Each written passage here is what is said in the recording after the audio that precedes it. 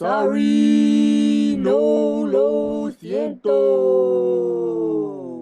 Sorry, no lo siento. No lo siento. No lo siento. Sorry, no lo siento.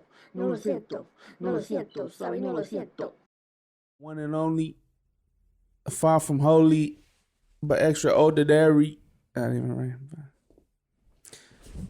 No cursing, GB. Yeah, that's right. You think you can do it? Let's do it. Are you up for the challenge? Sí, señor. Sí, señor. I can't make it sound cool. You gotta be up for the challenge, GB. Sí, señor. Sí, señorski. Yo. Es que la otra mana. I don't know what to say. I don't know the lyrics either. It's like a slang that he be speaking. Es que la otra quiere otra. Ay, me gusta tara, mentico para. Alright. What's the best part about being... Hold on. Go ahead. What's the best part about being Mexican to you? The best part about being Mexican to me. That's a good question. You know, as we dive more into Sorry No Lo Siento, you know, a Spanglish based podcast? Or is it a Latinx based podcast? I don't want to say it's Latinx. I mean, I just say it's a Spanglish podcast because I don't want to deceive people as well and make them think that it's a complete podcast like that, like you know, like one of them pods. You know, I don't want to confuse people as well. Because before this, how did you like celebrate myself, my culture? Yeah, you know, like in what ways? I'm trying to think myself. One of the things that always comes up is just through like parties and having family get-togethers, especially when it's like a lit function. And, you know, the music, I think the music, I don't know if that's a way to celebrate the culture or celebrate ourselves, but, you know, like, what do you like about being Mexican? Everything. Food. The food smacks. Music. That's for sure is my favorite. Music. The music is harder for me because it's like, but it's still enjoyable. It's definitely enjoyable. I still appreciate it for what it is. Mm-hmm. You know? Mm-hmm. It's definitely difficult for me because of the language barrier, me not being so fluent in, you know, Spanish. Shout out to my hair because that's one thing I grew out to try to be more Mexican. And it doesn't make sense. But you grew out your hair to be more nopalero? Yes, to be more like indigenous. Yeah, like Native American. Tell him, what was that thing you used to label yourself as? Afro-mestizo. Yo, shout out to the ancestors. You know, always giving acknowledgement to where life starts. And me being me, you know, I can't devalue any of my people that have came before me. So, you know, I'm not as... Leave the mic alone. Vocal. I'm not as vocal as I was before about it. But that's just me personally. I don't need to share that with people, you know. Like, I think it's important to understand that life is so much more complex than just black and brown and white. You know, it goes deep. You know, some people argue different things. Some people argue, you know, the argument I come across a lot right now with that is just that African or black people were here before the colonization. And some people argue that the Olmecs are the original African American that came here from Africa. Some people argue that they're more Pacific Islanders than they are Olmec. But even then, just you can't deny the facial features. You know, a lot of the time, when it comes to a lot of those old statues that they have, in, you know, in the cities over there in Mexico and stuff like that. Because again, even when they started to bring more African Americans during colonizations after they wiped out the indigenous people, just through, you know, torture, through the viruses and germs that they had that our people weren't used to. They ran out of slaves or free laborers. And so they would bring in African Americans. And then during that process, a lot of culture started to evolve besides just, you know, being Mexican mixed with indigenous and white. You know, there was a lot of mixing between African Americans and brown people. And a lot of the culture, a lot of the music, the dancing, especially, a lot of it was inspired by traditional African dances that got mixed in with the cultures over here that were already existing. And so I think merengue, I think like Zumba, and there's another one. I can't think of it right now. There's another dance that is like it was the indigenous people or the Latinos or whatever you want to call us. It was their stuff, but it was their music, their dance, but it was also heavily inspired and influenced by all of the African Americans that came here during the 1500s. Again, when the Spain was bringing them over to work the mine shafts, the mercury shafts, and things of that nature. The mines, yeah, there you go, not the shafts. But yeah, just a little. I identify as afro-mestizo, which is even crazier now because I did that because I took a DNA test, and the DNA test was saying all these stuff. Something that I didn't want to acknowledge with that DNA test is that like I'm like 40% white, you know, 40% Spanish, white, and even now more because I guess every year it updates itself and it gives more information. It gets new info. So now I'm more white than I am anything else. So before I was more Native American. I was like 49% Native American, 42% white. You know, small levels of African American ancestry in there. Very small. I'm talking about like under 10. And now it's like I'm like 49% white, 40% Native American.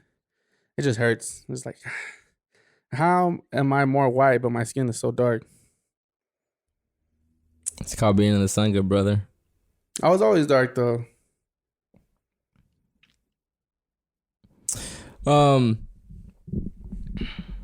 Yeah, man. I was supposed to start off a different way, but no, we started off. I was just talking. No, I know.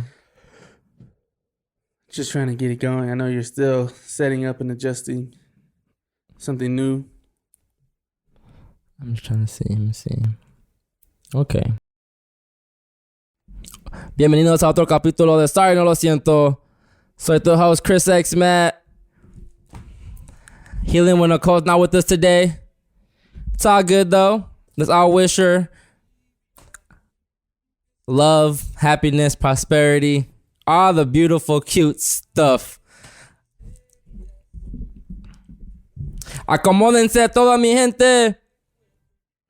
Agarren su cafecito, agarren sus conchas, agarren sus gancitos, agarren su café, ya dice café, su té, agarren lo que sea. You can't cuss, dog. Relax, I got this. Hola, bienvenidos.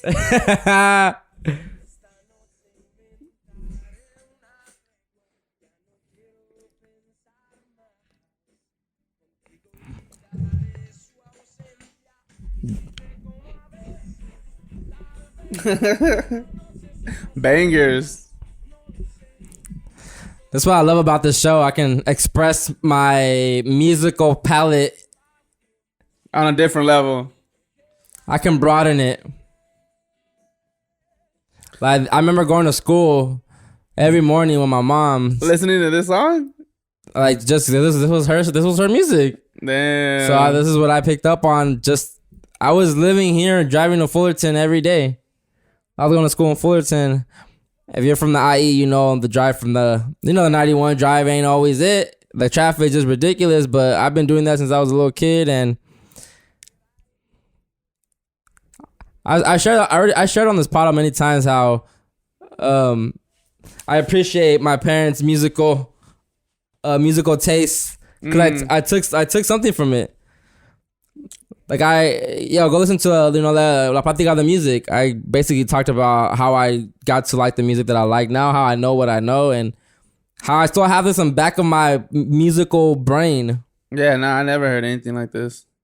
More now that I'm older and I am kind of exploring it, not because other people are bringing new music into my life, but yeah, growing up it was like either like gangsta music or corridos, you know? Corridos, yeah. See, my parents were never big on corridos. My mom was never big on corridos. My dad was never big on corridos. So, what part of Mexico is your family from? Michoacan. Michoacan. Yeah. Are they born? Jalisco. I don't know to be. Were they born here though? Or were they born over there? They're born over there. Yeah. Yeah.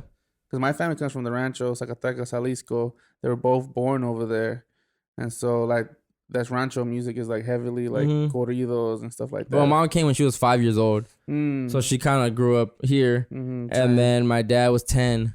Yeah, my mom around the same ages. But dad was a little bit older too. Yeah. Like mom's always listened to Spanish music, but it was never raunchy Spanish music. It wasn't like, you know, hardcore Spanish. It was just pop en español. Stuff that sounded pretty and nice, you know. And my dad was bigger on rock en español.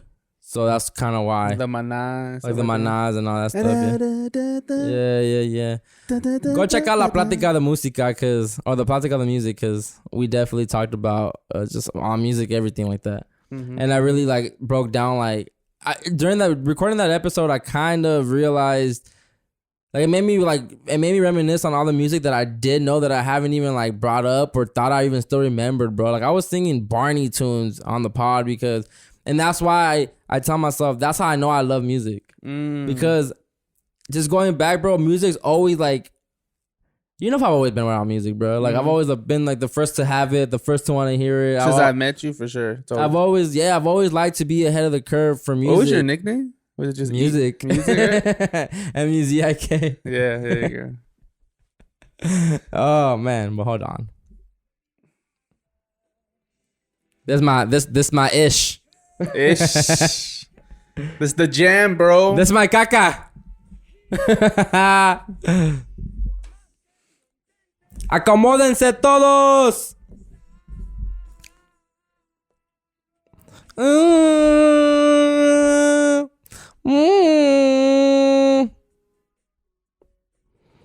Si saben, saben. Sí, señor. Sí, señor. Arriba toda la gente.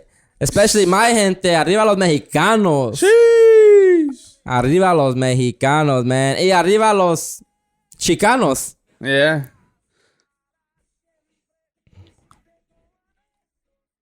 Yo, music's so fire, bro. When you get to a certain age, you like appreciate it differently. Cause like, yeah, I used to like this when I was a little kid because it just sounded good. But now that you're older, like yo, this is really heat. Like, yeah, you know what I mess with nowadays more?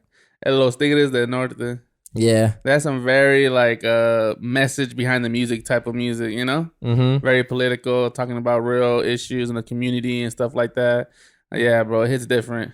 Again, like growing up, it was hard. Listening, even now, it's hard listening to Mexican music or music in Spanish, just the language. Because I'm over here trying to enjoy the beat, decipher what they're saying. To me, it's the melodies, though. The melodies hit. To me, is how they're saying it. Because now, like I was telling Tony the other time when I was like, I don't understand why. Like if I was a rapper, bro, I would be jockeying. I would be stealing all these fools' flows. Why is that? What? Why do you say that? Whose flows? Like all a junior, yeah, like just all of them. The way they sing on the song, and just do it in English. Like, have you heard 1942 by Diamante Perez? No. You played it a couple times, but like that smoothness. It's just the cadence to it, bro. Like the way they're saying it, the melody they tap into, and I'm just like, wow, because they're kind of singing it too. So I like where music's going, bro. I ain't gonna lie. And where it's been, I think, is important to acknowledge as well. Yeah. You know? Because for me, well, even now, like, listening to English music, sometimes I like to, like, try to sing it in Spanish for some reason. You know? It's just, like, a different feel to it. So I can definitely see how... Now they like this. You like this? Now they like this. Yeah, it's different now. It's way different. The baddies like this. All the baddies.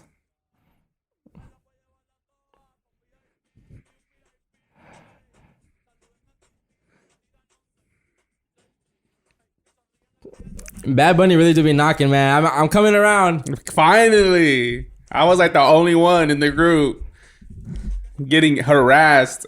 But I think I would enjoy it more if I was around a bunch of pretty women. Yeah, for sure. You know, it works for me because I have Erica. Shout out to my girl. She put But me that's on not to a Bad bunch Bunny. of. That's for me. That's all I need. For me, like that's how I got onto Bad Bunny was through her. You know.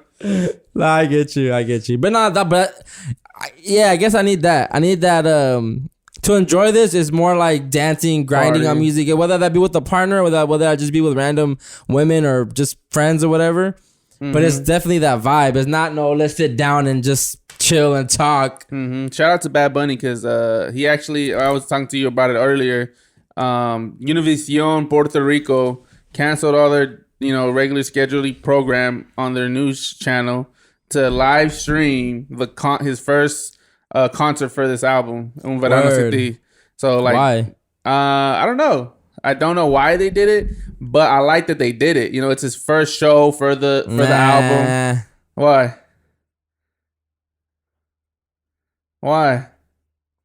You don't like that or what? It was dope. You got to see it. Like he ain't Drake. But ain't nowhere in Canada live streaming his concerts live. So who's bigger? Nah, Bad Bunny's definitely Drake. You feel me? At least in the Latino community. Like he is the Drake of the Latino community. You feel me? He's the Drake of the. I'm gonna keep it real. You know, you got the baddies like Drake. The only thing is that he don't cater to every crowd like Drake. Nah, he don't. That's still Drake's big bro. Drake was able to tap in with the Spanish crowd because of Bad Bunny. You get me? Like Drake taps into every genre. Tu eres mía.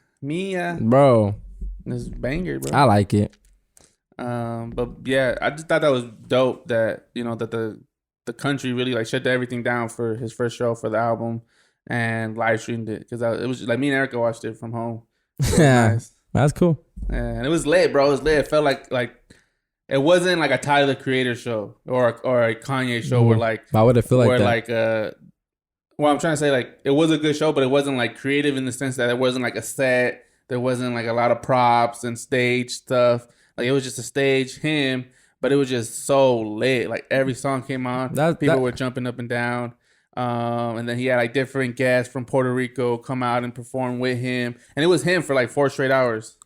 Yeah, like there was no, I they didn't show any other people before him, but it was him for like 4 straight hours.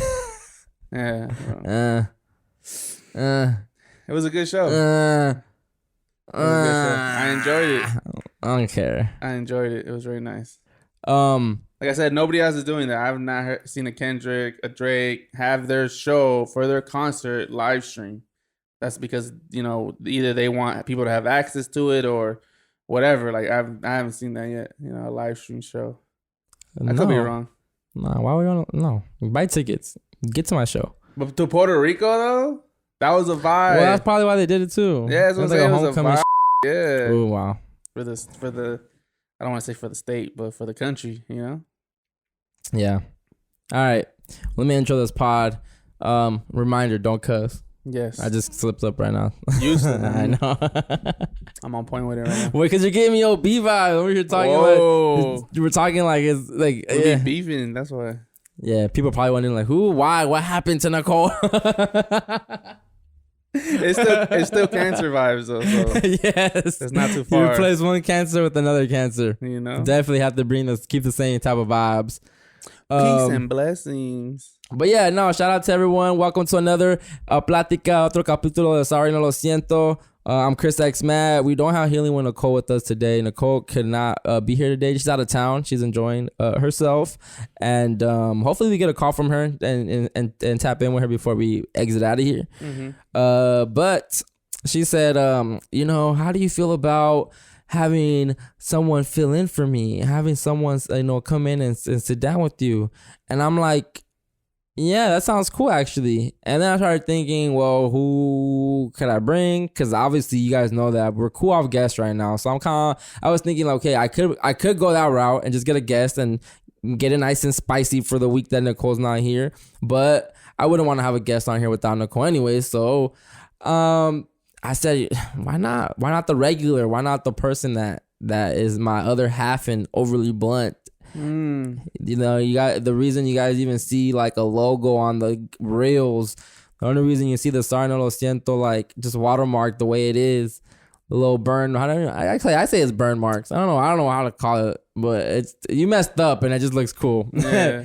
But just the overall feel and look to Sorry No Lo Siento. Yes. Yeah. Beyond just the cover. Definitely the feel because of you. Well, it wasn't you that did the colorways, but you just expanded off the cover and what we had received from the other person, and you just kind of like ran with it, and you definitely gave us a look, and you gave us different options to play with and different colorways to play with, and yeah.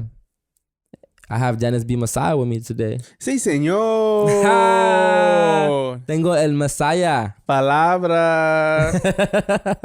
This is my brother, my partner. This is hermano. Well, I have to be clarified when I say partner, right? Because that sounds like we a couple. This is my partner, and this is my this is my friend. First of all, this is my brother, and then a business associate. Trying to do this.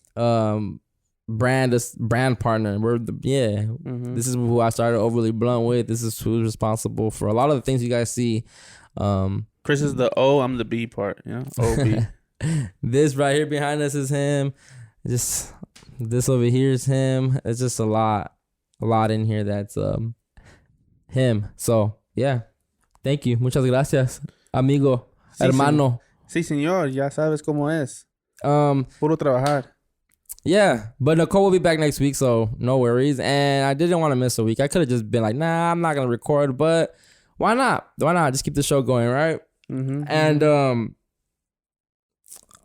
where do I want to go with this? Oh, Nicole and I have decided that once a month we're gonna give you guys a random episode.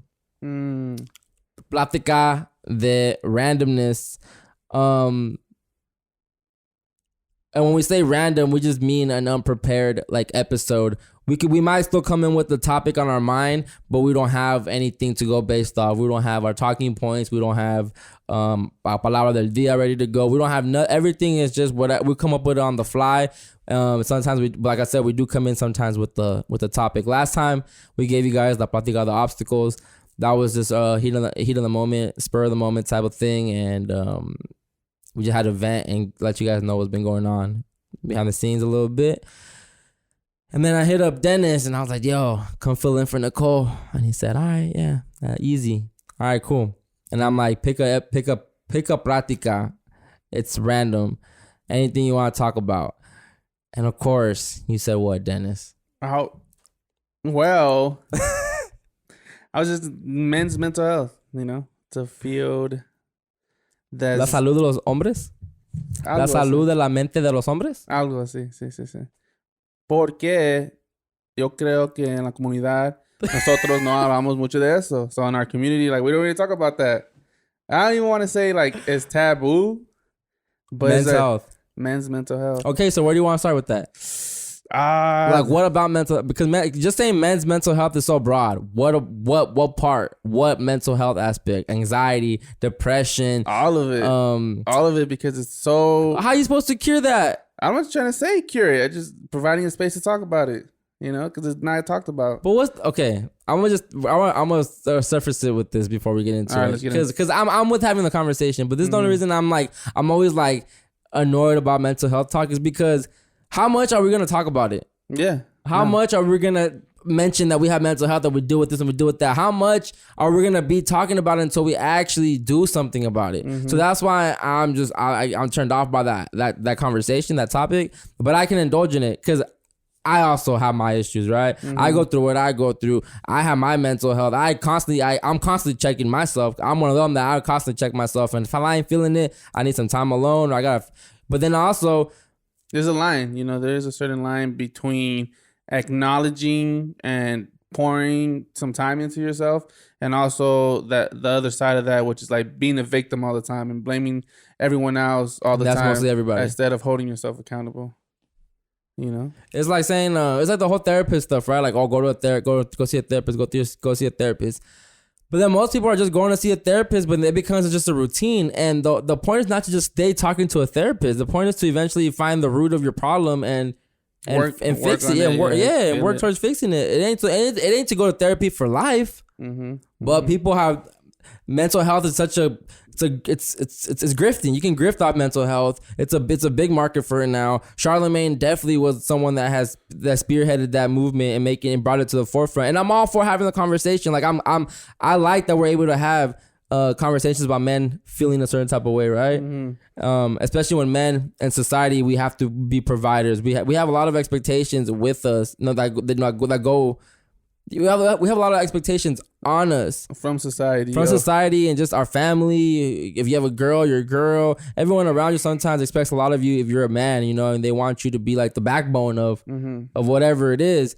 And I think just because where we are today and just life and the way things are, they don't want men to be strong anymore. That's why I think men's mental health has become more of a thing, because now we're able to justify our toxicity with mental health. We're able to justify laziness with mental health. We're able to justify our personality through mental health, you know? And that's why I always feel a way about mental health. But let's talk about it. Let's go in. Let's get it, because I have my days too, just like everybody else. One thing, where I want to start with first is, let me ask you this question. Who's your hero in your life? It was my dad, R.I.P. Rest in peace. My question is, okay, so in a sense, like, why was he your hero? I know you probably talked about it already, but for the sake of the question, like, why was he your hero? Because it was the example he showed us. The example. Was he like strong? Yes, he was the backbone of the family. Right, he was like assertive. He made the decisions. If something were to happen to you with the house, to any of your brothers, your siblings, who are they gonna go to? What do you mean? Like, if you needed help with something. Oh, yeah. They're gonna go to mom and dad, yeah. Mom and dad, right? Yeah, but dad, yeah. Because one thing that I was brought to attention, you even mentioned it right now, like, men are seeming weaker and weaker. But, you know, what does that even mean in the sense, like, what, we can't show emotion? We can't be vulnerable? And so my question is, like, if you were to see your dad cry, and I don't know if you have or not, but if you were to see your dad cry and break down, would that make him less of a hero? Because he's not being manly? No. Because he's showing too much emotion? No. Why not? No. Because mental health has nothing to do with crying and all that. Because why can't he still be providing, doing what he's doing, but still crying? Right. That's where I was going with it. But the thing nowadays is that people don't want to work, bro. Like, everyone's lazy too, and no one wants to work, and everybody wants a handout. And I get it. We're on social media. You see the good life on everybody's page, and you're like, why not me? Why am I stuck the way? So I get it. I don't know where I was going with that. Because you didn't work for it, though. That's why you don't have it. Who? I'm saying, like, people want that lifestyle. People say, why not me? Like, right. it could be you, but you just gotta put in the work. Yes, and then when you start talking about mental health and about, like, okay, I'm feeling this type of way, I'm showing emotion, I'm crying, but then it's like people want you to take time to get yourself right, and I think that's.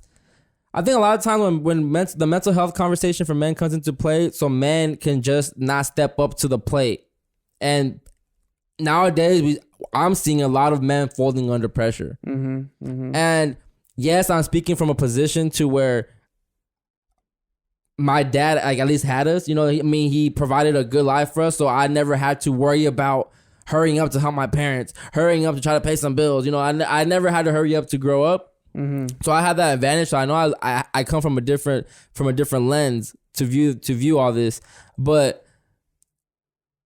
I didn't know where I was going with that either. What am I talking about? I don't even know. You're like all upset too. You're like all like, oh God, because eventually, like, yeah, pull yourself by your bootstraps, like that. And doesn't that get toxic after a while? Like, oh, like, yeah, you're going through some shit, but suck it up. Oh, you're going through some stuff, but suck it up. Like, do what you got to do to push through it.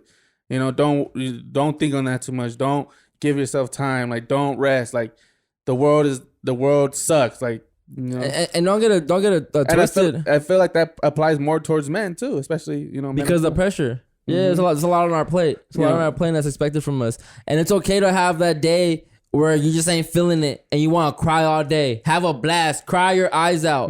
But then the thing is that drags out to be a month, a week to a month. I'm not okay with 2 months. Yeah, I'm not okay with that. I've been depressed the last 5 years. Nah, I'm not okay with that either. That's what it turns. But that's usually what's happening nowadays, and that's why even like I'm gonna use my dad's death for example, because when all that went down too, it's like people expected me to be sadder than what I was, and you don't know how I feel just because I'm not physically showing you that I'm sad and crying and hurt and letting it affect me. You think I'm okay and ready to go back to the world, but that's the thing. Like, bruh, my dad's death hurt so much. Like, I could have justified. Like, I would have it would have been justifiable to just take the whole year off. And just been like, I'm cool off this. Like, I'm not even in the mood getting myself right. But I took a month, 2 months and said, nah, I gotta get back to potting. And yeah, one can say, well, you're trying to distract yourself. And that's true too. You distract yourself because when you distract yourself, you don't think about it. And when you're thinking about it all day, you're crying all day, you're moping all day. But don't get me wrong. Like the other day, I was editing, and when I'm editing the certain parts where I talk about my dad and stuff like that, I start crying while I'm editing. But I cry for like 5 minutes. Keep it pushing. That's good. Keep editing. Yeah. I'm not gonna be like, okay, I'm done for the day because I'm sad now. No, you can't be like that either. And I've noticed that just men we're enabling men to just give up more. But I'm all for crying. I'm all for you figuring it out. Be vocal, man. That's the thing with a lot of men too. I know at first it was very hard for you. And you brought this to my attention a couple of times where like it's very hard to you to ask for help. Yeah. And that I don't know if that's just a human thing in you or that's like a man thing in you or like, nah, I gotta figure this out on my own. I'm a man. Well, ask for help in like what area? Because like financially, I always had my parents, I never had any trouble in that regard. But what do you mean like not asking for help? Like for the pod and stuff like that? I think around that time you were hurting and like hurting for what? My sciatica stuff. Your sciatica stuff. Yeah. You needed like help, needed people to come through, but you like I knew you were hurting, but I didn't know you couldn't move, Like, you never told me, like, hey, bro, like, I really need you to come out here for, like, 2-3 days and just kind of, help me out with the dogs and stuff till I figure out. I'm like, you're just like, oh, nah, I know you're working on your stuff. That's around the time I was working on the plants. And you were like, nah, just stay home. That's important. But it's like, yeah, that's important. But at the same time, like, if you really need backup like that, you should call. I guess I'm not used to crying to anybody besides my mom and dad. No, that's real. That's real. For me, I have difficulty, asking for help. Let's say like with the graphics sometimes, like how long did it take me to do the backdrop? And I was trying to figure out these things out. And, the other day I could have been like, man, I could have just sent this to Chris and see what he thinks. Because the one thing that I did send you that I thought was whatever is like, you really like. And I was like, I see, I should have just asked it from the beginning instead of trying to figure it out on my own and try to, I guess in the sense like the backdrop. Oh, yeah. The one we just approved this week. Yeah, like that one I was working on it, but it's just like I wasn't moving the pieces right, or like I was just doubting myself, And like I said, I sent you the one that I thought was too simple, and I just wanted to see, well, let me just send this to Chris so we could build off of it, which is something I should have just done from the start. But because of like I was in my head, and I was like, nah, I gotta do this. Like Chris has enough on his plate. Like I need to be able to do this on my own. Like I sat with it for almost like a whole month, and towards the very end, I sent you what I thought was just too simple, and you're like, oh yeah, this is it. This is how we want it. I was like, all right, you see, like that's something that I have issues with too when it comes to like my designing thing. Like like I don't want to sit here and be like as a man, but just as somebody. Like I went to art school, I got a degree. Like I shouldn't need help with this stuff, but here I am still needing like help from other people. But you went to school and you don't need help. Technicalities like skills, how to operate the systems, how to use the software. Yeah, that I don't need help. That I'm really good at. But when it comes to the being creative side, like I get stuck and I get stubborn and I don't want to ask for help because it's just, I guess, it's like embarrassing. It's just like, why, I don't know. It's just me. For me. And I think because you went to school and you learned it a certain way, it's hard for you to be creative and just do it and do whatever. And to just be free with how you want to create, because it's like, it's not how you're supposed to do that. I have to do it this way a little bit. Even like working with other people, like I'm always doing steps, and it's just like, I could have just asked for help and somebody else could have shown me how to do it faster, and I'm so stuck on like, oh, I know how to do this. Let me just do this. But it's taking me so many steps because of the way maybe I learned as well. Maybe it's not as efficient in some areas. And then like, the big homie will come and like, oh, I could have done this in 3 minutes. And you're over here taking like 30 minutes. And it's just like, oh, I should have just asked you, like, what was the best way to go about this? And it's just little things like that. Financially. Well, like what I was saying before you went was as men, I think we also just have to be more vulnerable, and that's okay. And I think that's why a lot of men suffer with mental health, bro, because we're so used to holding stuff in. But I'm a very expressive person, you know? So if I feel away from, now that I'm getting older, I feel like I hold a lot of stuff back because I don't want to burn bridges. I don't want to burn relationships. So now I sit with my feelings more, so then I can process them. Yeah, maybe if I don't feel like this tomorrow, then it's not important. You know, if I still feel away the next day, then I should address the person, right? So I'm getting smarter with it. But because I'm so expressive, I burned a lot of bridges growing up. I'm so rude, and I'm so like, I'm a cold person, like I really am. You know, like if someone says something to me, I can hurt their feelings, like, you know, quick. You know, like, and I'm very Scorpio vibes. You know, so, but as men, you just have to be more expressive. If today your girl got you mad, tell her she got you mad. But I think a lot of time as men, we don't want to hear it. We don't want to talk about it. We don't want the confrontation. I just got off of work. I don't really care. I just want to chill. I want to eat. Like leave me alone. Whatever. Yes. Yeah. My fault. I don't care. I'm not trying to argue today. Just want to be at peace. And then you hold in what you really want to say, and that builds up over time. And that's why you start saying like, oh, I'm not really happy in my relationship, or I'm not really this, or I'm not really that, or sometimes I feel like I'm like stepped on because I can't express myself because, well, you don't do it when you're supposed to do it. When you're supposed to, like, yeah, that's key word. When you're supposed to do it, because you'll do it, but it'll be like when it blows up on both ends. Like she's throwing stuff at you, so you're like, oh, nah, you're not gonna beat me like that. Like, you're not perfect either. What about this and this and this that you were doing? And it's like, well, you didn't tell me then. Like I've been telling you consistently, but you don't tell me when it happens. Type stuff, you know, and it's just we wait to the last minute to really get things off our chest when it's you know, it's like the other day at work actually Thursday, like it was one of those days where I just let the universe beat me that day. Like I really let work get to, I haven't had one of those days where I let work get to me like that, like it really get me angry. Like I was so upset on Thursday to where like my face showed it, like my whole tone showed it. People knew it. Like I let my manager know I was mad. Like I let everybody know, like I'm over this. Like y'all, like it's just so unorganized.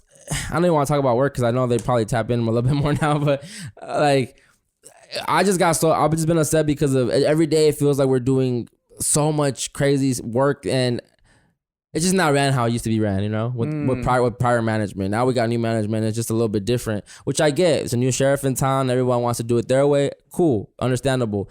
But just the communication's not there. Everyone's just so like, and this has been building up, right? It has been building up, but at the same time, it's just like, cool, you know, I'm not gonna care as much. And I didn't let it get to me. But the other day, if it got to me, and I finally, like, you know, I finally voiced to my manager how I've been feeling, and.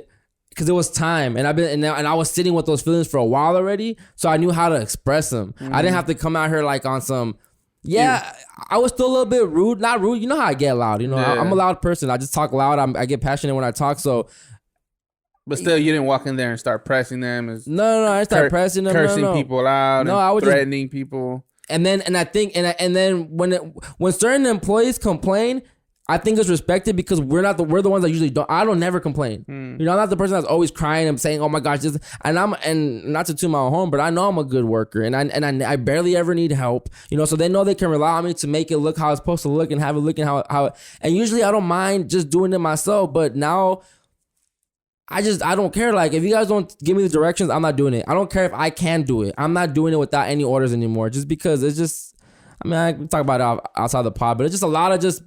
Back and forth, doing double work, and I finally just let him. I let him have it, and not like that, but I just let her have it. Where just like I'm upset, and they you know they don't like it because they know I'm one of the good ones. So if you have all your good people upset, then you and then the whole morale of the place is just so down, bro. And then the only thing that really kept us any type of happiness recently was having our headphone, having music or whatever we can listen to. And now they even took that away from us. So it's like, how do you expect to get the best productivity out of people when we're not happy? Nothing's good right now. Like everything's messed up. And then to top it off, we can't even have music to at least keep us that little bit of like joy while we're working. But whatever, you know, it's work. And like, yeah, their argument could be like, well, you don't have to be here. We don't have to be there. I don't have to be putting up with feeling like that, you know? But the way the money's set up and everything, I need it. So that's why you can't complain. You have to pick your battles. And was it something that before you express yourself to management? Was it something that was like draining you because you weren't getting it out? It's not. It doesn't drain me, bro. It's just that I'm one of those employees that cares too much, and I don't know why I care too much. I care how my work looks like. I care about presentation. I'm very detail oriented. I just care. I care, and then as much as I tell myself I don't care. Like if I'm at work, I care. Obviously, when I'm not there, I don't care how my section looks like when I come back. I wasn't here. That wasn't me, you know. But when I'm there, like my work speaks for itself. No matter what department I'm in, people always know like they can rely on me because I'm always thinking ahead too. I'm a fast learner, fast worker. I don't have to be micromanaged, you know. So and because of this issue, did your work start to suffer or something? Well, it's a long story. That's not even the full story. I was just upset that day. Not that I wasn't upset. I was upset once we had to do a certain move because it's like we came in already at 4 a.m., bro. Usually when we have big moves, we go in at 2 a.m., right? So, and we had like this big walk and everything. So everyone was like scared because, you know, this walk. So we had a bunch of people, blah, blah, blah. So usually when we have that type of thing happen, because it's happened before, we come in early to have everything ready early just in case. And then just in case something comes up and you need to do a big move. Exactly. You know, we always come in early, and then we didn't. So then we came in at 4 a.m. and then you hit me with this move an hour into our shift already. So technically we only have like 4 hours until we open. You know, so and it's just I was just hot because it's like I walked into them because I was off the day before, so I walked in. I'm boring all you guys with all this stuff. That's why I don't want to get into it. But I walked in the day before, and they had done a whole move already. So I was like, cool. Today it's just stalking. I don't have to worry about a move. We're gonna be chilling. And boom, they hit me with a thing. So it's like, yo, why would you do that yesterday if you're gonna make me reverse everything? Why are we doing extra work? And Mondays are usually the days where we do like our biggest moves. So I'm like, I told my manager, I'm like, every day feels like Monday. It's just annoying, bro. It was bugging you though, right? Well, maybe it wasn't draining, but it was something that was bugging me. Yeah, but because I cared so much, and that's why I told my manager, I was just like, I just care too much, and I don't know why, because everyone else doesn't care. I'm like, if management doesn't care, y'all don't care, so why do I care? But because it's my work, and because when I started working here, like in the mornings with where I'm at now, I came in with a different management. And it was completely different. Like we prided ourselves on our work. Everyone was good. Everything always looked good, you know? And then now it's just like everything looks sloppy. Chaos. It's chaos, bro. Unorganized chaos. So it's different when it's organized chaos. It's just unorganized chaos, bro. I feel you on that too, because you know where I work at, sometimes it's hard to control everything when it's outside of your control. Yeah. You know, like where in a sense it's complicated. Same thing. I don't want to bore people, but my company is like a umbrella company. There's one main company and there's a bunch of little companies after it. And so my department is like a one of those little companies under that main umbrella. And we're kind of like the stepchild of this umbrella, of this like parent company. And like we always get the short end of the stick. They're always moving our inventory around to the point where we can't find it. They're always like blocking us off. So, and we're large format media printing. So we always have to like, especially when clients come, we always got boxes and stuff that we got to get to the client, and we can't even get to them sometimes because like it's just chaos, like you said, and like we get blocked in from all sides, and we have like 1, 2, 3, 4 ways to go outside, and at some point since I've been working there, like all those entrances are blocked, so it's so difficult to get the product out to the client. And same thing, like I like to pride myself in my work, and sometimes there's nothing you can do about it. Like there's been times where I couldn't even take out the trash because it's so blocked off, and like I had a mountain of trash in the back of the warehouse, and I was just like what do I do? But I'm really have to listen to this episode because we started recording late. I don't even know I can't even mark this time down because when I edit it, it's not gonna be at this time mark. Yeah. But no. But see, like, look, if you, it's funny because there's always like two different ways. There's different ways to look at everything, but it's just funny because you don't. I mean, you care a lot. You care about work. You care about how you know your work and what you do at work and all that. But then when you start caring too much and you start getting upset because it's not going your way, then like that goes back to mental health. It goes back to you feeling away because you're letting work get to you, and then you're letting something get to you that It's they out of can your care, control. but they can care less about you, bro. If you go out tomorrow because a stress leave or whatever, like, okay, bye, you're out. Like, there's nothing they can do. It sucks that we lost a good person, but you're the one on stress leave. You're the one that's been stressing. You're the one that's been taking all the hits. That's why I admire people, bro, that are always positive. That no matter what happens, no matter something can happen right now to them, and they can be upset, but they don't let it get to them, and they're still like, my brother, it's life, my brother, and just dap you up and keep it pushing. But they can be heated. But I be looking at them like, man, I need that type of discipline. That's life. Shout out to my grandpa. This is the quote of the day. I know you don't have a palabra of the day, but this is the quote of the day. Hey, my grandpa always says, "Así es la vida." That's life. I think everybody says that. And I love it. Well, I never heard nobody else say that before. Así es la vida? De caprichosa? Who says that? En Mr. Bello. I never heard that. Así es la vida. De capricho. No, wow. I mean, that's not a rare saying, bro. It's not. But shout out to my grandpa because he's the one that passed it down onto me. Because coming from where we come from, it's always been a battle. And my grandpa has gone through so much himself. But he's always figured it out. He's always managed to find out a way to get it done. Now, I'm not saying that, he's good with his mental health because, right now he's in Mexico, like drunk off his butt. Can't even come back right now because he's so drunk. So it's just like he's battling, but in a different way, like he has been able to accomplish so much, but at what cost? To the point where as soon as he takes one trago, that's it for him. He's like on a bench for I think he's been on a bench for like 2-3 months already. Since he's been out in Mexico. And like, what does that mean? Does that mean, to me, it's like, oh, something's wrong with him. Not that he's drinking too much, but like that he feels the need to want to drink so much. Like what's going on? Why do you feel the need to smoke a lot? Me, personally?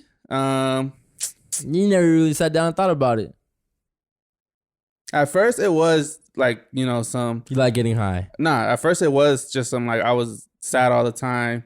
And that's stuff that I want to talk about today too. Like just depression, trying to numb the pain of like life being so hard and things never going your way. And every time you get through one obstacle, there's another obstacle right there behind it. And, to this day, mental health is such a big thing for me because, I was young at one point in my life and I was depressed and I did want to kill myself. Like I did not want to be here no more. Yeah. That's real, bro. Like, that's real. Being that young, 14, 15 years old and being so sad and, like, I didn't lose my dad physically. He was always there, but I lost him in my life. And and that was a big, that was a big role or a big moment in my life because that was like my best friend. That was my father figure that I lost. That was a financial backing and support that I lost into now. It just had this spiral to even now, like I'm still struggling with my finances to get on my feet to figure it out. And so, yeah, bro, when I remember being young and like even right now, like, I'm starting to tear up a little bit because like it was so real. Like I was at a point where I didn't want to live life anymore. Like I was over it. Like what was the point? Like what is all this even about? Like, take me out right now. I could care less. I'm good. Now I'm older, I'm more mature, and I'm not scared to death, but I don't want to die type stuff. Like if my time comes, I'm ready. But like I know that I still have more to do on this earth. But back when I was like in my teens, like for sure, bro, for sure, I was always sad, always depressed. And maybe in your teens, you don't even have that much responsibilities yet. So why would you feel like that? Just like I said, like seeing my mom struggle all the time to pay bills and see her stressing out. And her kind of lashing out on us, always getting us in trouble, screaming at us, trying to make sure that we're doing what we're supposed to do, so that when we're older, like we don't have those same problems. It was a lot. Maybe I was just too emotional. Very immature. Don't know how to go about how to deal with my feelings. Because again, like that's something in our communities that we don't really address. Like, how do you deal with your feelings? Like, oh, you're sad. Why are you sad? Well, nowadays, if I'm sad, like, oh, I'm switching something up in my life.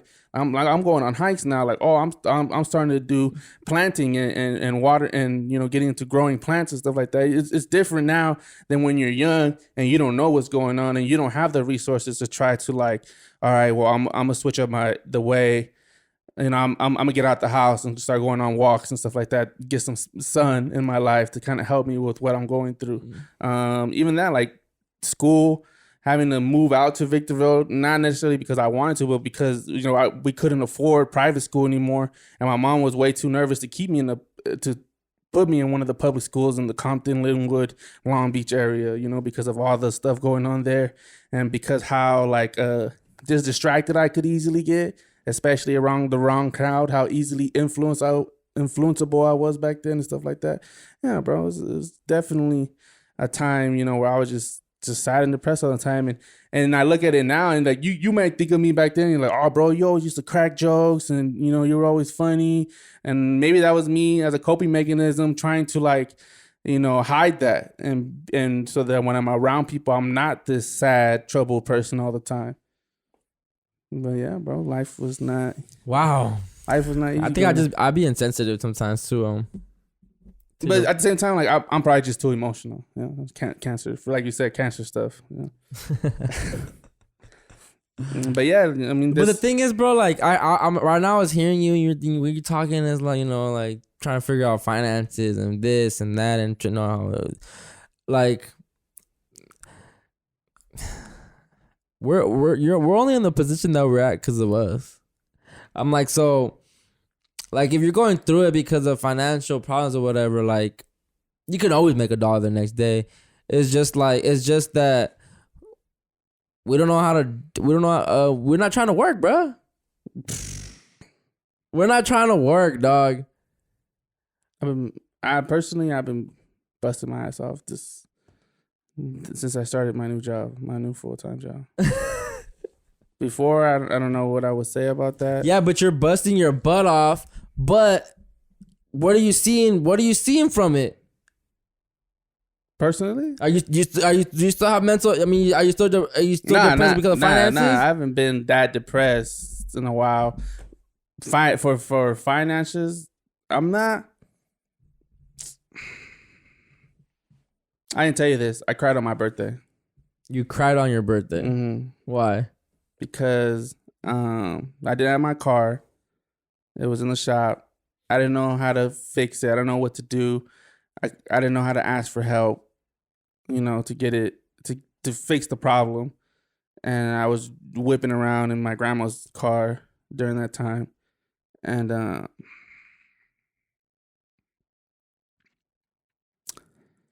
I was giving my mom a hug. It was on a Friday, so I was going to work. It was early in the morning, and it was my birthday. So she gave me a hug.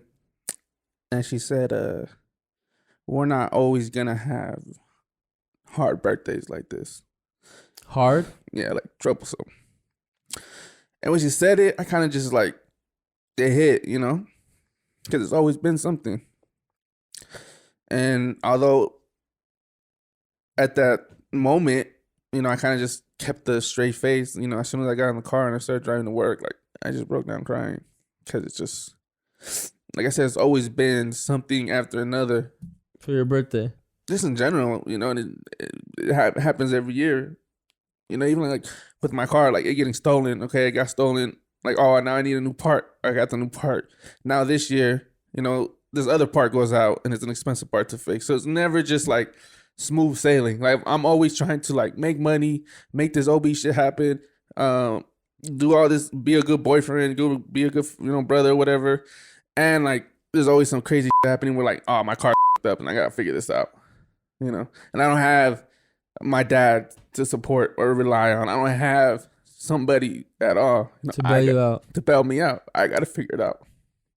You know, my mom for a long time she could, but she, you know, she's at a point too where she's not in the best financial state, especially now she got a new car, a new payment, so she doesn't have money to help bail me out. So like, I gotta figure it. And not only that, like, I mean, she probably feels away too when you guys should be the ones bailing her out now. Yeah, exactly. You know, so it just definitely hit.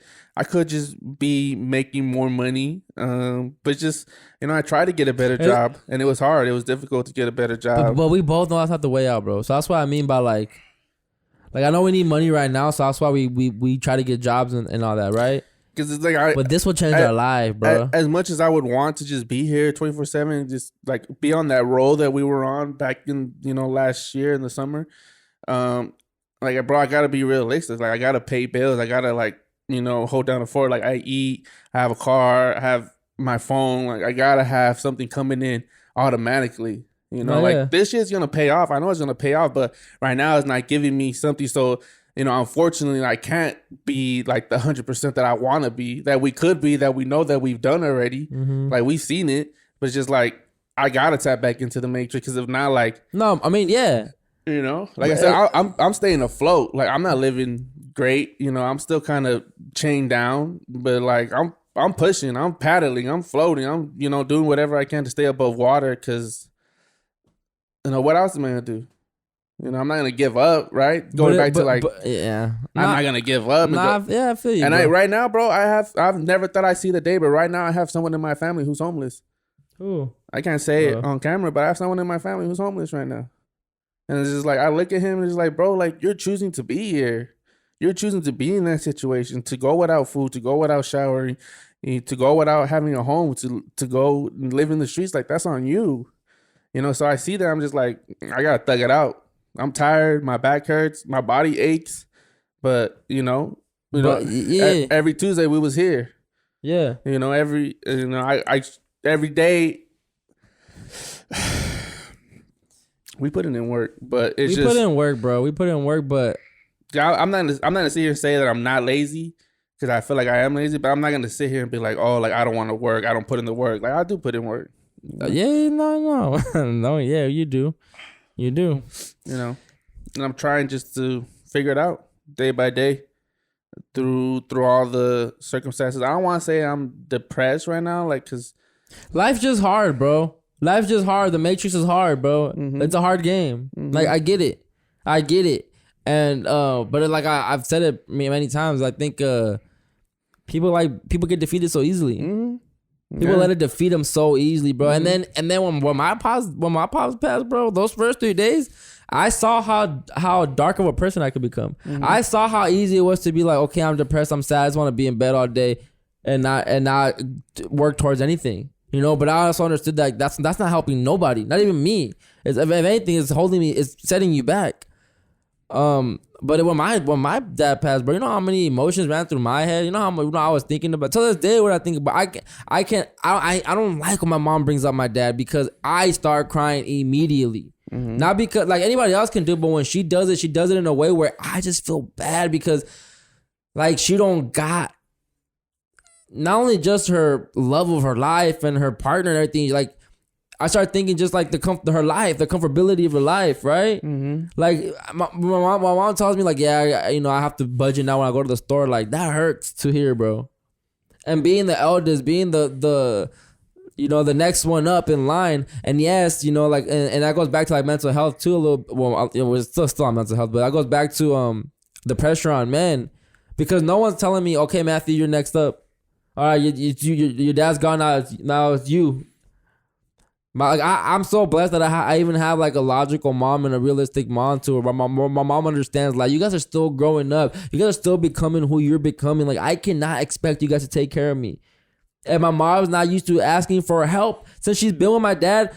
That's the only help she's ever needed. Mm-hmm. So she's not used to asking her kids for help. Like a lot of parents, they always ask, yo, can you pay this bill? Can you pay that bill? Now she has to ask for help. Now we're all contributing a lot more than we used to contribute, right? Mm-hmm. But it hurts. Yeah. It hurts to hear her talk like that. To hear like when she was here and then she got rear-ended and she was telling me like I guess when she got rear-ended she had like a panic attack in the freeway where she was just like screaming where it's like she thinks everything's going wrong in her life, Mm-hmm. Like everything's just going, whether it be like we tried to fix the whole roof of the house too. The roof was bad. We have this leak here in the house too that we had to get fixed. Or the water pressure was coming out too hard, so we got that fixed. She got rear-ended, so she had to deal with that. That's why it took her a little bit longer to leave because it was getting fixed, and it wasn't nothing crazy. But she just wanted it. It was a brand new car, so I was like, I want my dents fixed and everything fixed. So, but crying because when she got the moving company to move all the stuff from the Florida house, you know, to South Carolina, and then she got played, and just like little things like that where it hurts when I hear her talk, bro, because she doesn't have that protector no more. And as much as I am, like, you know, it's my mom and I want to protect her and everything like that. It gets to you. Now, no. As much as that is my mom, and I would do it in a heartbeat. It's like I just can't dedicate my whole life to now just going to be her, be by her side all day, right? Because I'm still building my life, bro. I'm still building what I want to build, right? So like I love my mom, and I'm whatever she, you know what I mean. This is her house. I mean, she can come back whenever, you know, and I'm always gonna be there for her. But I can't just start now living for my mom. So that's why. After all that happened, bro, like I couldn't take potting off for a long time because I was building something, and I want to build this, and this is gonna make me money. And I think that's now I create from a viewpoint of money now. Every time I create now, I have like, okay, I have to. Is this gonna work? How long is this gonna work? That's why sometimes when I'm potting, it's like, what's new about it? Like, why would people tap in with me? Like, what am I doing? What am I saying that people are gonna care about really? You know, and I know it's me, it's my style, it's what I want to say, and it's what I get all that, but everyone else is doing this too. You know, so now I create with like that mentality, but it's like, okay, let me go back to creating for fun, having fun, like the first 2 seasons of OB, where I knew it would get big one day where the money would come in, but I wasn't creating every week. And I had that liberty of looking at it like that because my dad was still here. So now that my dad's not here, it's hard for me to sometimes it's hard for me just to do this for fun, bro.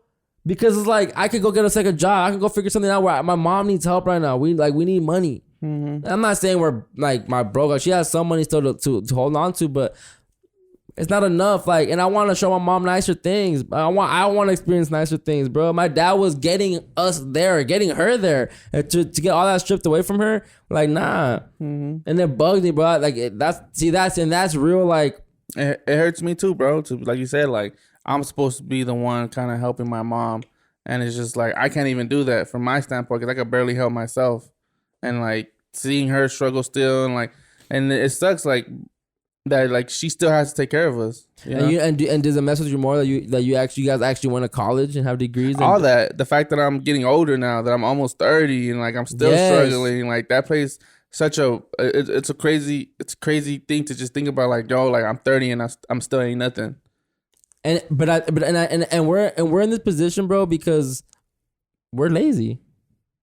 And I say lazy because we try to do the least amount of work. It's like, you go to work and you bust your butt off all day and you do what you gotta do, but you don't come home and then not really put the work in for something else. You feel like, okay, I'm done for the day. I did what I had to do. Let me just cool, chill, eat whatever. You know? It's like me too sometimes where it's like, I could be doing way more. But no, I'd rather just sometimes just chill. Or go out, see my cousin. But when I go see my cousin, what am I doing that's productive? Nothing. I'm just chilling with them, smoking. Like, I call it being fake busy. It's fake busy, yeah. And don't get it twisted, because some people are gonna argue and say, well, you still gotta meet up with those people and say hi. So it's okay to just chill and not work all the time. And that, I get you. But on the other days, I'm not really doing anything. Yeah. Like after I get off of work, I could be going. I come home and I do what I gotta do for starting Lo Siento and all that. But then after that, I could still be going out and try to market. I can go to this show over here and like start spreading the word. I could be doing so much more, but we don't. We don't. I can come home after work and really start trying to figure out a business to make more money, but I don't. So I know that we're in the position that we're in because we're just lazy. There's some people that sacrifice sleep, bro. I'll sleep 1-2 hours. I don't care if that. There's some people that sacrifice friendships, sacrifice time being out for 5 years, 2 years, whatever. And then when you see it work, it works, bro. Like, and then they have that freedom that they've always wanted. And that's the thing too. I think sometimes we're so scared of the fear, bro. Fear is one of the biggest mental health things, I think. Keeping us back, holding us down. To taking the leap, bro. Too scared. You don't even know if you're gonna fail if you don't even try it. But why don't we try it? Because we need money right now. So if it's not making money, it don't make sense. That's why to a lot of people, I probably look dumb. Like, bro, you worry about all this. You're spending money out of pocket to get a mix. You're not seeing nothing in return. Nothing. But that's how business is. Like, business, you're gonna lose money in the beginning.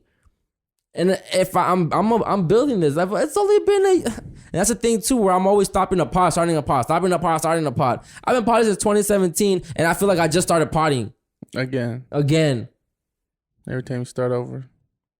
So that's why I'm not starting Lo Siento all over again. Like, it's gonna continue. No matter if you see a co-host switch up, no matter if you see, whatever switch up, we're gonna keep going. And once I start OB, like, I'm not stopping that no more either. Like, that should already be an episode like 300-400. No, at least like, because there was only 55 episodes for second season, 56, and then the first one only had like 50 also. So.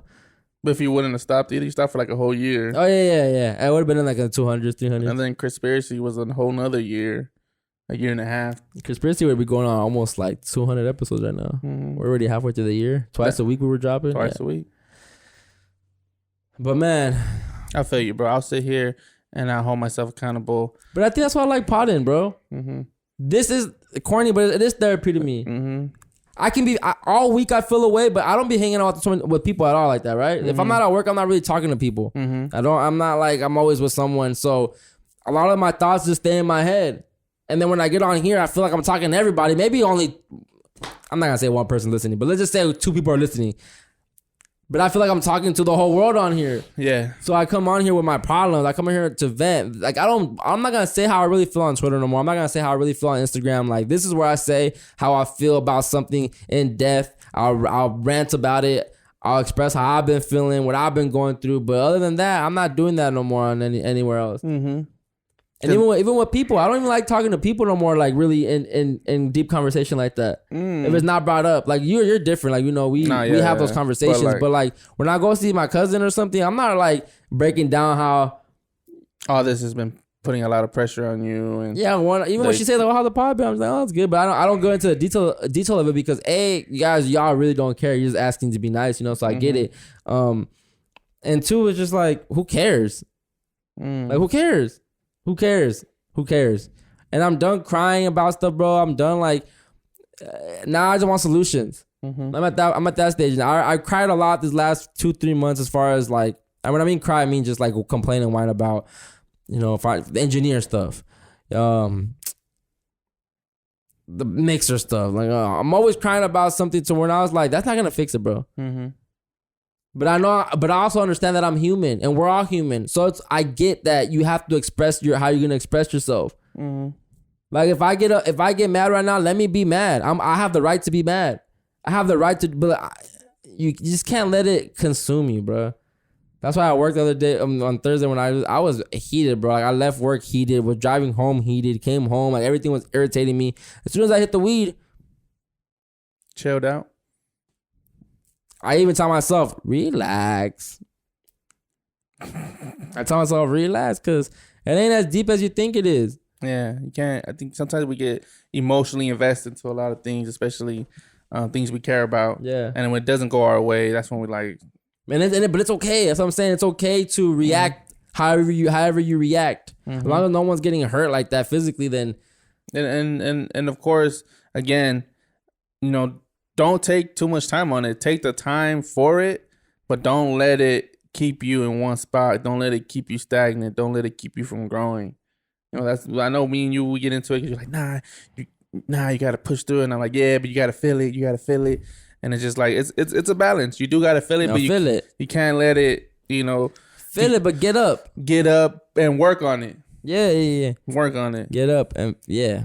And I think we're not men. The world is becoming sensitive. So too sensitive. They want you to be in bed crying and whining all day and eating and getting fat, and they want you to do that.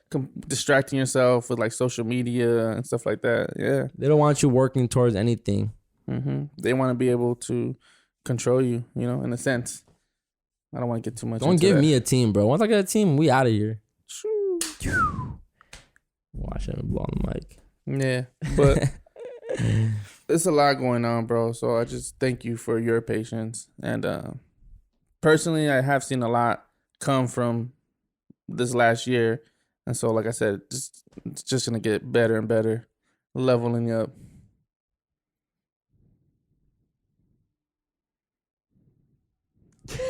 This fire.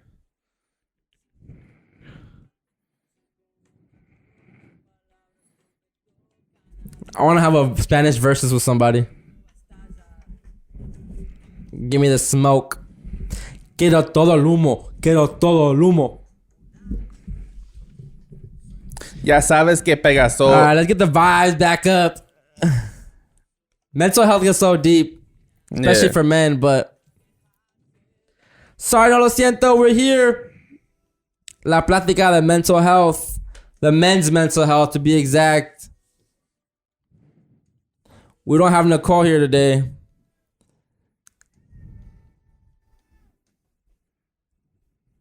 What's the most overrated Mexican dish? I would say the taco. Tacos? It's overrated in a sense that... For this guy. Like, what do you mean by overrated? Like, played out? No, like, just that you think it isn't as good as everyone makes it seem. I would say mole. Mole ain't as hype as everyone makes it seem. To me. I can see that. Yeah. Mole is average. It's not like the dankest. I'm not craving mole. I wouldn't ask for mole at a restaurant. No, well, some people always say like like when you mention mole, because I think it's hard to make mole sometimes for people, or it's like a very tricky dish that when people make mole, it's like, oh my gosh, you made mole. So it's like a rare type of thing. So when like you take it like to an office or something for your coworkers, it's like, oh my god, when you brought the mole, like they get hype over mole when you mention mole. And mole is definitely like another hype one would be birria, but to me birria lives up to the hype. Yeah, it does. You get me? So yeah, like that's another one, but that lives up to the hype for me. I was saying tacos because I feel like tacos, like regular tortillas with meat. Nah, like the ones that like you'd be like, oh yeah, that one white family would be like, oh yeah, we're gonna have tacos, and you show up and it's like hard shell tacos and beef, like ground beef, and then lettuce and tomatoes. Is that Mexican though? I don't think so. That's not a Mexican dish. But it's like a taco. You know, we always associate taco with. No, tacos to Mexican tacos would be the street tacos. Street tacos. Like those are considered tacos, but that's not a Mexican dish. That's what I'm saying. I feel like those are overrated. Like those aren't that good. Well, that's not a Mexican dish. So. People like them too. Like, but that's not a Mexican dish. So that doesn't answer the question. Taco Bell sells them. I don't know if Taco Bell is Mexican. It's not. It's not, bruh. Like birria, I mean not birria. Mole to me, that's definitely overrated. What about and aguachiles too? I love aguachiles. Aguachiles to me is overrated. What about it? To me, I'm not saying like. But what about it? It's just, man, I'd rather have ceviche. Okay. Like I'd rather have a. Cause aguachile, it's just like the shrimp, the and aguachile and onions. Aguachile. That's it. Yeah. No, people always go crazy over aguachiles, and it's like it's just the fish and aguachile. Yeah. I get that. No, that's ceviche. I can see that. For me, maybe like when you start getting into like sopes and stuff. Is that sopes is a dish? Is that a Mexican dish? Yeah. I just like. I think that's overrated because it's not had too much. I just feel like it's boring. It is boring. You know, like just boring. Beans and meat, and then it is boring. I don't like sopes either. Yeah, that's kind of like but people love sopes. Oh, you think so? I love a good sope. You don't think so? You know what else is big that people like a big dish that people get hype about, and I would give it to I think it lives up to the hype. Chile relleno. Just I appreciate it more now than when I was younger, for sure. I used to hate it. I used to love them, but since I stopped eating cheese, I haven't had one. Probably haven't had a good one. A good one, yeah. That's true, a good one. Because even when I was on a vegan wave, there's nobody that did vegan chile rellenos. Now I think about it. No, yeah. Chile rellenos are gas, especially if you know how to like the whole egg yolk on the outside. And yeah, chile rellenos are bomb. So I give them that one. That one lives up to the hype.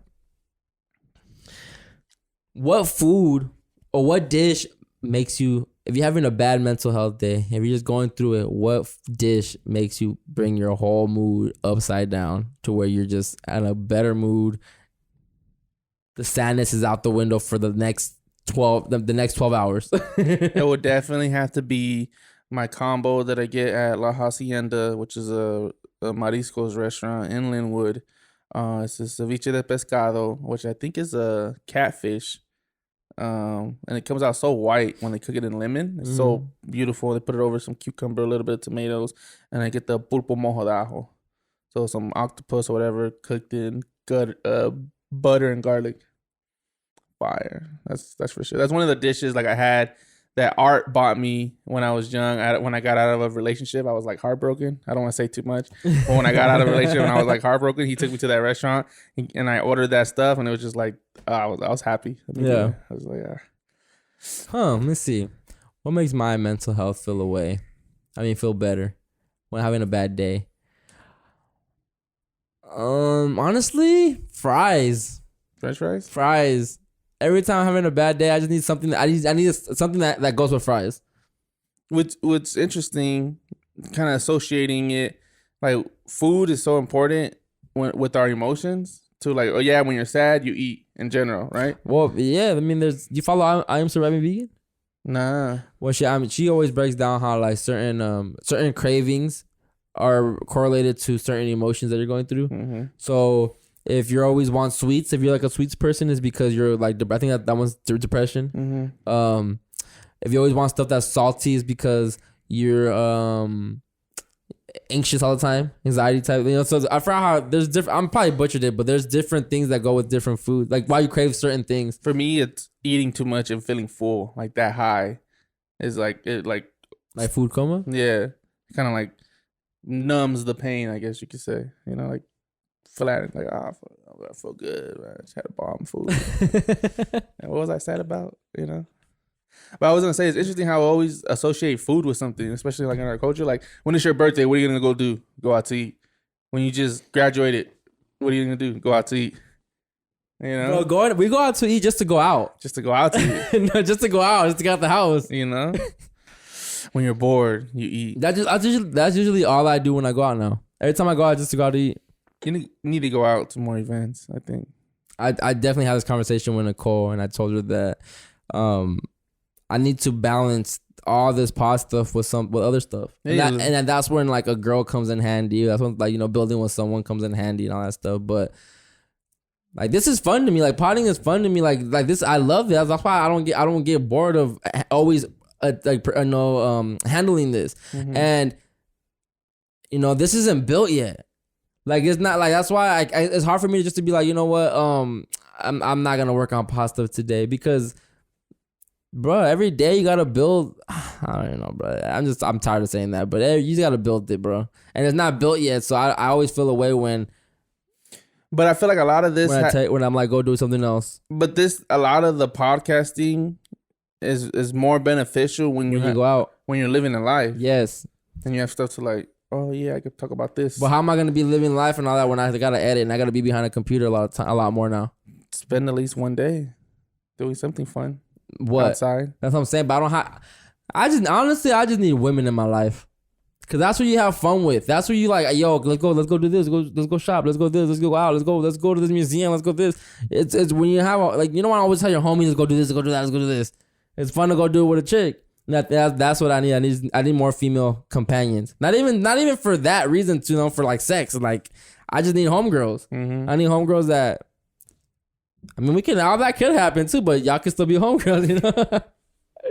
I'm realizing that I need more feminine energy around me. Mm-hmm. Mm-hmm. A lot more feminine energy around me. I need pretty people to look at. Inspiration. Mm-hmm. Mm-hmm. Yeah, but I agree with that. Like, going out, stepping out, and doing things. You have stuff to talk about on the pod. Mm-hmm. Mm-hmm. That's why sometimes I feel like I'm repetitive, because all I talk about is the troubles I have with the pod. Mm-hmm. Mm-hmm. But I'm the one that's dealing with them too. That's why sometimes I think to myself, like, I should just go produce someone else's pod and be behind the scenes, because I'm already doing production by myself. Everything by yourself, yeah. Bro, I sit down sometimes and I have to constantly get up to move this, fix this. It's just a lot. I'm just like, man. Like, I need a team. I need a few people here. Mm-hmm. My ideal situation would be to have at least, every time I record, my ideal situation would be to have at least 5 to 6 people in here. Jeez. At least 5 for sure. I need someone over there, like just worrying about the audio, handling the audio, pulling up stuff on the computer that we're talking about. If anything, I need someone else handling just the video switches and just focusing on that. I need someone else that's writing down the time marks when we cuss or when I say something, or even the topics to write them down. So when we do the description, we can put the time. And then if anything, that person's gonna be doing all the descriptions, and then I need someone else that's gonna be like, if we need water, or if we need this or we need that, just come grab this, move the camera, move this, no. So I need like cool 5 people. Yeah, because right now we have to do like a back and forth, like, you sit down. We should be able to just sit down, bro, and we have a team handling. You know, that's how ideally it should be. But I understand that I'm not there yet, and I'm just starting. And if you right now, you have to learn how to do every part of your business, because you have to learn every role, because then when you get to that area, that point, if you have imagine later on in life, I do have a team, but then the cameraman gets sick or something, and then he can't edit a video. Well, I know how to edit a video. I'll do it myself today, So I get that whole, you have to learn every role of your business, but I understand that the way I want to grow this, a team definitely has to be involved. Mandatory. But there's no money being produced from this production, because this is a whole production in here, bro. Like this is legit production. There's no money being produced from this production, so it's hard. It's not worth it to have people right now. Because if it was able to pay for itself, that'd be so nice, bro. The money. Every episode's enough money. Every episode we get enough money to pay everybody for the week, and hopefully have some extra to start pouring into the company. Some more, yeah. Getting better equipment, more equipment. We still need like 2 more cameras in here. Definitely. Better lighting. I don't know. Yeah. We gotta light it up more. Yeah. I need to get like 2 big ones to put over there to just light up. And then even then, as you start to produce more and more podcasts, like again, interchangeable sets. Mandatory. I want to produce man, if I had so much podcasts where I didn't even have time to go to work, I would so love that. Because then I start telling me, okay, it's almost time to quit. You're getting to the point where it's almost time to quit.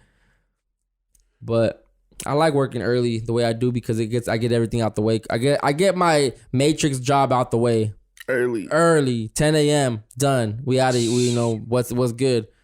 The thing is that. But see, I'm willing to take that sacrifice, because I always say, I work early morning, so I need to be back, and I need to go to bed early and stuff like that. But I'm willing to sacrifice sleep. How many hours of sleep would you be able to function still off of, though? At least 4. That's what I'm saying. Because once I have to have at least 4, but even then I'm gonna be like tired throughout the day and kind of just like Nah, I'm tired like when I first wake up, but then give me like an hour into the day, I'm cool. You're over it? Not over it, but yeah, I'll be over the grogginess. And I'm blessed, and I'm blessed to at least also say that I don't rely on coffee. I don't rely on energy drinks, so I'm able to I just wake up and I live. Thug it out. And I don't even struggle. It's not like I'm up and it's like, oh my gosh, I can't keep. I'm dozing. I'm not like that. How some people are like zombies until they drink their coffee. Yeah, that's what I'm saying. Like if I get like 4 hours of sleep, like the other day I had to take a nap at work. During my break, I took like a 15-minute nap. Yeah, I was just out of it, and then I woke up and I was like, all right, cool, I'm good. Let's go. See, I can do that. So what are some tips that what are some things that you do personally that to overcome those days that you are going through it? Do things that I love. Definitely that I don't, because like I'm so busy nowadays that I can't do everything all the time, and so do you express to your girl or to anybody? I think my girl hears it the most. It's hard for me to. But do you express to people and your girl or people the day you're like, when the moment you're feeling something, or you always like wait like a day or two where it's like, yeah, I've been feeling like this, babe, blah blah blah? Nah, it's usually the day, because usually, before it used to last longer. But now I got to a point, because I have changed so much in my life, that it'll come, but it'll just be for the day. And I'm like, yo, I'm just having a hard day. Like, I probably just need some sleep, and tomorrow I'll be better, And so, but like my girl is always the first one to be like, oh, I'm just trying to go home and chill today. I'm just trying to go home and smoke. I haven't been saying smoke, because I don't know if we can say smoke. You can say smoke. But I just like, honestly, it's like smoking, being with the plants. I've been neglecting that for a while just because I haven't had time for it. But, on Saturdays and Sundays, I'm watering them and trying to get back into that. Going outside, like not necessarily to the mall or to spend money, but just going outside. I enjoy going to very like nature places. So like the beach is one of the main things nowadays that like I'll push to like once a week. Yeah. Just to be at the beach, just be like, just chill late at night. That cancer got to be next to the water. This is mandatory. What else? What else do I do? That's good tips. Eat, unfortunately, which is something I'm trying to change because I don't want to always be eating, But food's definitely comfort. If you're feeling away, just tweet your emotions away. That's how you get it off. How do you get it off? Like, what are some things you do when you're having a tough day? I pod, bro. But you won't come in here like after a rough day and just start going at it. No, I don't. And you like wait a couple days or when it aligns. Well, honestly, as soon as I hit the weed, it's kind of like weed. Honestly, the weed. Mm-hmm.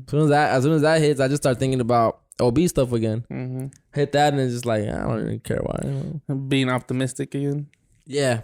Like, all right, we could do this, do that. Yeah. Sure. I'm more of a thinker when I smoke, though. I'm not really trying to execute when I smoke. I'm not I don't want to execute. It's more about like let me brainstorm because I'm high and then I'll be on my phone and I like certain like I see something and then like certain ideas get triggered and everything like that. So yeah, I'm more of a like I like thinking when I'm high. That's more for what I use it for. Like even when something happens at work, I usually smoke and then like I'm just in my head just thinking about it. And we're like, to me, weed is like a pick me up. It's different. I for sure want to do something. If I come home and I'm tired and like I'll just be on my phone trying to like just distract myself and I'm just exhausted, laying on my bed, not doing nothing. As soon as I hit the weed, it's like, all right, let me jump on the computer. I've been pushing it back, but let me just jump on the computer. And it's always weird because I always feel like I do get stressful when it comes to like working on designs all the time and stuff. That I do push it back. But then when I finally get to it, it's just like, bro, why did I push it back? Like, I knocked this stuff out so easily. Yeah. I don't know what it is about it yet, but sometimes I just force myself into it already so that I can get it done. Because I know I can get it done. Yeah. Sometimes that's bad because, I have time. I'll just push it back to, I'm going to get it done quick. But sometimes it's also just like, I don't want to start it. But then when I started, it's not a big deal anymore. That's always been a thing for me, like starting something new. It's always been hard to start something new for some reason. But nowadays, I kind of just force myself into it because if not, I never get to it. So start those projects that you've been wanting to start, I guess, is a good tip. Get a hobby. Yeah. I mean, everybody probably has different ways to cope with, their bad days, But I think the main thing I want people just to take from this is just don't let it defeat you. Mm-hmm. I've said it many times on this show. Like, it's okay to have those days. It's okay to feel away. Cry. Don't hold it in. Yell. Don't hold it in, Shout to the top of your lungs.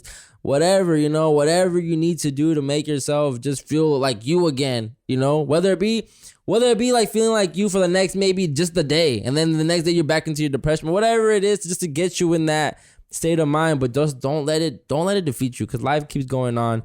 And I know it's easier said than done, but you co-create your life, so you can change your life today, tomorrow, the next second, the next decision can change your whole life, but it's not gonna be overnight.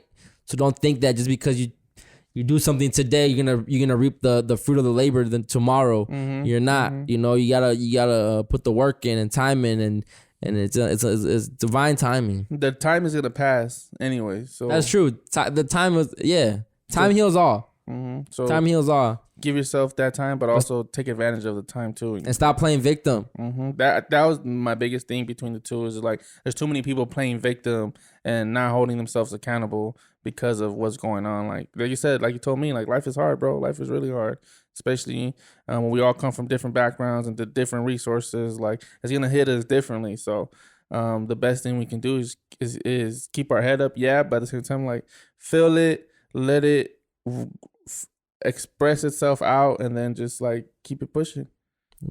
Tap into what you love, go visit family, talk to somebody. Definitely, that's one thing too. Like when I'm kind of at a low point, like I'm gonna hit up the homie just to chop it up, see what he has to say about the situation, give me some advice. Like when I was going through my car thing, I even hit you up like, yo, what did you do with your car again? You went through a bank, just trying to figure it out. So it's definitely like reach out, even if you don't think the person cares or they, just reach out, and you never know. You never know. Oh, real quick too, my girl, cuddling with my girl always makes me feel better. So cuddling. Yeah, bro. So. That's always cute. You feel me? You know, there's nothing better. And there's actually like a study that says like, you know, cuddling with your partner does reduce stress levels. Yeah, so it's an actual scientific phenomenon that happens when like you're skin to skin with somebody. Like it helps alleviate some of the stress you got going on.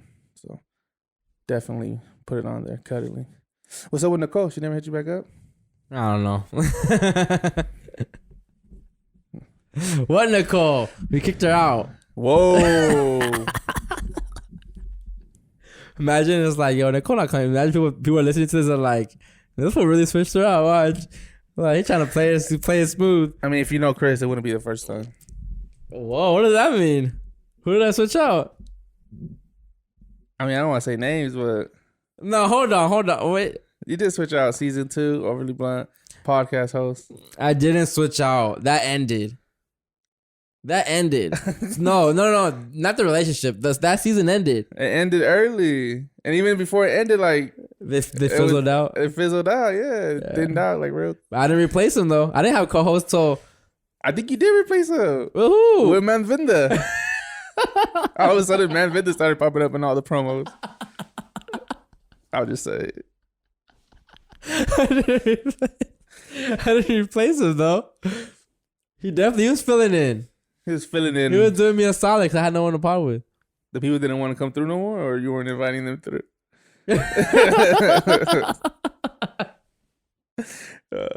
Just kidding. You can't say that when one of them came back for season 3. But did he really know? Because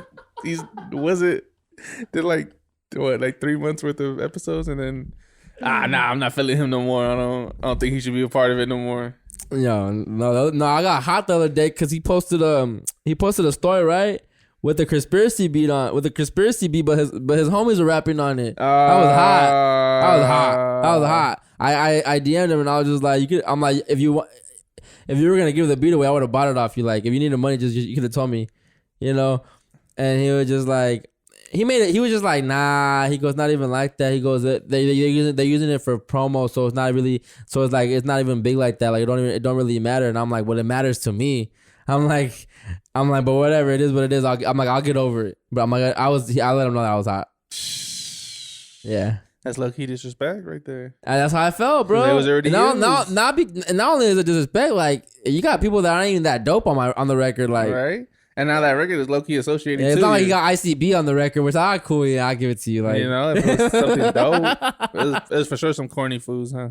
There's only one from the group that I really like. Okay. He was on the pod last season. Oh yeah. The only one that I like his music. And he was telling me that conspiracy beat, that was his beat initially.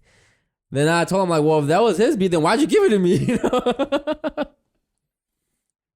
This guy. I don't know. But no, I never switched anybody out. All right. My bad. Except Nicole. Sorry. No lo siento. You didn't even do your SNLS chant. I know. We started off on. Wow. You were ready. You started recording and still moving stuff. That's not my fault. All right, man. Well. Sorry. No lo siento. I hope you guys enjoyed the Plática, the randomness, Plática, the men's mental health. We didn't go too deep, but don't tell me the whole episode. Wow. Let's start recording? No. The whole episode recorded with something on my teeth. Wow. When'd you notice? Right now, I felt it on my tongue. Oh, my God. We gotta watch the playback, yo. See what happens. All right. Let's get out of here.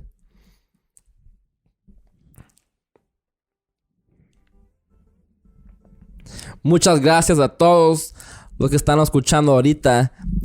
You could be anywhere in the world, pero estás aquí ahorita escuchando a Sorry No Lo Siento.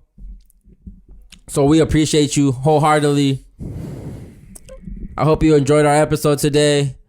Once a month, we'll be giving you guys random episodes with nothing planned, no outline. So hopefully you guys enjoy those. First one was the obstacle one. This is the second one. And we're going to try to give them to you guys like middle of the month. Maybe, depending, but once a month for sure.